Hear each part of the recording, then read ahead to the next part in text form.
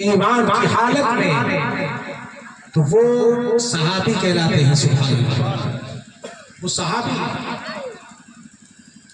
اب اگر کوئی کسی صحابی کی صحابیت کا انکار کرے، اور خصوصاً اگر حضرت ابو بکر صدیق رضی اللہ تعالیٰ عنہ کی صحابیت یا ان کی خلافت کا کوئی انکار کرے گا تو وہ باجماع امت کافر ہے. کون ہے؟ ارے ہاتھ اٹھا کر بتائیں کون ہے؟ کافر. آپ جانتے ہیں کافر کون ہوتا ہے؟ کافر کا مطلب یہ ہے کہ اب اس کا اسلام سے کوئی واسطہ نہ رہا. بالکل بالکل. بظاہر نماز پڑھی، بظاہر کلمہ اپنی زبان سے کہے، لیکن چونکہ دل پورے طور پر ایمان سے خالی ہے، دل کے اندر وہ ایمان نہیں ہے جو اللہ و رسول نے بیان فرمایا. کیونکہ حضرت ابو بکر صدیق رضی اللہ تعالیٰ عنہ کی صحابیت کسی اور کی زبان سے نہیں بلکہ قرآن کی زبان سے ثابت ہے. اور ان کی صحابیت کا انکار کرنا گویا کہ قرآن کا انکار کرنا ہے. قرآن کا انکار کرنے کے بعد آدمی مسلمان نہیں ہوتا بلکہ کافر ہوتا ہے. بالکل ایسے ہی اگر کوئی حضرت علی کرم اللہ تعالی وجہہ الکریم کو حضرت شیخین یعنی کہ حضرت ابو بکر صدیق اور حضرت عمر فاروق اعظم رضی اللہ تعالیٰ عنہ ان سے مقدم مانتا ہے، اور حضرت عثمان ذو النورین رضی اللہ تعالیٰ عنہ سے پہلے مانتا ہے، تو علماء اکرام کا اس بات پر اجماع ہے کہ ایسا شخص گمراہ ہے، بے دین ہے.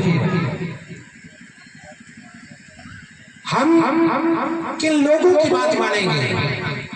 ہم ان کی بات مانیں گے جن کی بات ماننے کا حکم اللہ رسول نے بیان. بالکل. کیا فرمایا اللہ پاک نے؟ اطیعوا اللہ واطیعوا الرسول وَأُولِي الْأَمْرِ مِنْكُمْ. اللہ کی اطاعت کرو، اللہ کی بات مانو اور اس کے رسول کی بات مانو، اور اس کے بعد صاحب معاملہ علماء ربانیین کی بات مانو. سبحان اللہ. اب قرآن بھی یہ کہہ رہا ہے، قرآن میں سب سے زیادہ متقی پرہیزگار، اللہ کی بارگاہ میں سب سے زیادہ جن کو قرب اور منزلت حاصل ہے حضور کے بعد میں، انبیاء اکرام کے بعد میں، وہ کوئی اور ذات نہیں بلکہ خلیفہ اول حضرت صدیق اکبر. بالکل بالکل بالکل. اللہ پاک نے قرآن میں ارشاد فرمایا،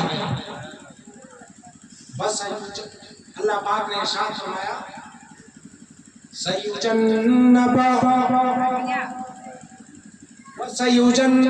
الْأَتْقَى الَّذِي يُؤْتِي مَالَهُ يَتَزَكَّى. اللہ پاک نے بیان فرمایا کہ عنقریب یہ بات حضرت ابو بکر صدیق کے بارے میں ہو رہی ہے. قرآن میں اس کا ذکر ہے کہ عنقریب اللہ پاک ان کو جہنم کی بھڑکتی آگ سے دور رکھے گا. سبحان اللہ. جہنم کی آگ سے ان کو دور رکھا جائے گا. کس کو؟ جن کے بارے میں اس آیت میں بات ہو رہی ہے ان کو. اب دیکھتے ہیں کہ کن کو دور رکھا جائے گا. یعنی جہنم کی جو بھڑکتی آگ ہے یہ بہت قیمتی چیزیں ہیں، علماء اکرام سمجھ رہے ہیں، ان کے وساطت سے آپ تک پہنچا رہا ہوں. ان قریب ان کو جہنم کی آگ سے دور رکھا جائے گا. کن کو؟ اب آئیے تفسیروں کی طرف آتے ہیں.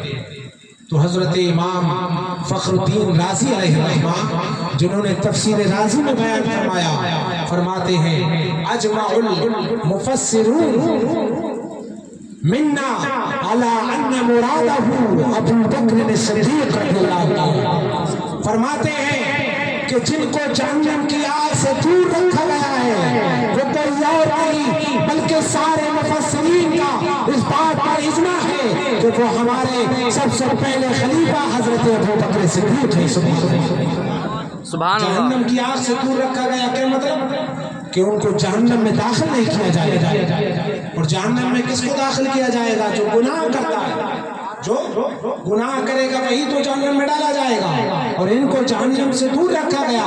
پتہ یہ لگا کہ ابو بکر صدیق رضی اللہ عنہ کی وہ ذات ہے جن سے آج تک کوئی گناہ صادر نہیں ہوا. کوئی گناہ ساتھ نہیں، وہ معصوم نہیں ہے، لیکن یہ ضروری نہیں کہ جو معصوم نہ ہو اس سے گناہ بھی ہو جائے، یہ ضروری نہیں۔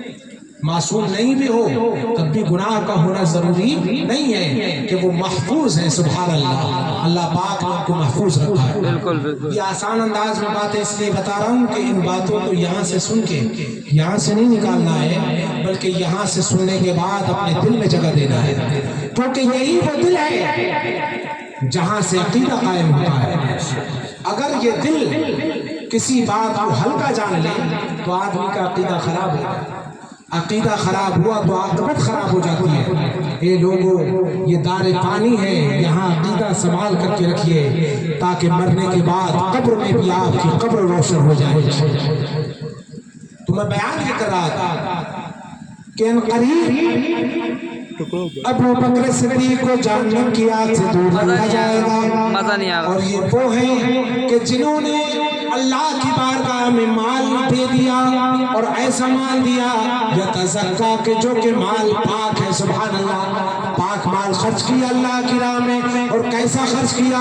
اللہ اکبر، صدیق اکبر کیسا مال خرچ کرتے تھے۔ ایک مرتبہ سرکار نے اعلان فرمایا، اے ہمارے جانثاروں، تمہارے مال کی اسلام کو ضرورت ہے، اپنا اپنا مال پیش کرو۔ حضرت عمر فاروق اعظم رضی اللہ تعالیٰ عنہ سوچنے لگے کہ یہ ابو بکر صدیق ہمیشہ مجھ سے آگے نیکی میں بڑھ جاتے ہیں، لیکن آج ایسا کروں گا کہ میں ان سے نیکی میں بڑھ جاؤں گا۔ سبحان اللہ، میں آج نیکی میں بڑھوں گا۔ آپ لوگ توجہ کریں، آج ہم لوگ کمپٹیشن کرتے ہیں کس بات میں؟ آج اگر کسی نے ڈی جے بجایا، اپنے ڈی جے بجائے اپنے شادی میں، تو دوسرا کہتا ہے کہ اس سے بھاری کر کے بجاؤں گا۔ آج آپ گناہ میں کمپٹیشن کر رہے ہو اور پھر کہتے ہو کہ ہم صحابہ اکرام کے طریقے پر ہیں، ہم نے ان کا دامن تھاما۔ نہیں، یہ دامن تھامنا نہیں ہے، بلکہ دامن تھامنا یہ ہے کہ آپ نیکیوں میں ان کی صحبت اختیار کیجیے، ان کی مشاہدت نیکیوں میں اختیار کیجیے۔ حضرت عمر فاروق اعظم کہنے لگے، آج میں ابو بکر سے نیکیوں میں بڑھ جاؤں گا۔ اللہ اکبر، مال لے کر کے آنے لگے صحابہ اکرام، جس سے جتنا ہوا مال سرکار کی بارگاہ میں جمع کر دیا۔ حضرت عمر فاروق اعظم جب آئے تو آدھا مال لے آئے اور آدھا اپنے اہل و عیال کے لیے چھوڑا ہے۔ حضور نے ارشاد فرمایا، اے عمر کیا کیا ہے؟ آدھا مال ہے، آدھا کہاں ہے؟ کہنے لگے، اے مالک و مختار پیارے آقا صلی اللہ علیہ وسلم، میں آدھا مال اہل و عیال کے لیے چھوڑا اور آدھا میں اسلام کے لیے لے آیا۔ اب تھوڑی دیر میں حضرت صدیق اکبر بھی آ گئے۔ سبحان اللہ، اب صدیق اکبر ایسی حالت میں آتے ہیں کہ بدن پہ صرف ایک چادر لگی ہوئی ہے اور ببول کے کانٹوں سے بٹن بنے ہوئے ہیں، چادر کو باندھ لیا ہے۔ اللہ اکبر، سارا مال لے آئے، گھر کا سارا مال حضور کے قدموں میں لا کر کے رکھ دیا۔ یا رسول اللہ، یہ میرا سارا مال ہے۔ یا رسول اللہ، ابو بکر کے پاس اتنا مال نہیں کہ اسلام کے لیے پیش کر سکے، لیکن جتنا تھا سارا کا سارا لے آیا۔ سبحان اللہ، اے ابو بکر سارا لے آئے تو اہل و عیال کے لیے کیا چھوڑ کر کے آئے؟ عرض کرنے لگے، یا رسول اللہ، میں اہل عیال کو اللہ و رسول کے حوالے کر آیا، اللہ و رسول کے سپرد کیا ہے۔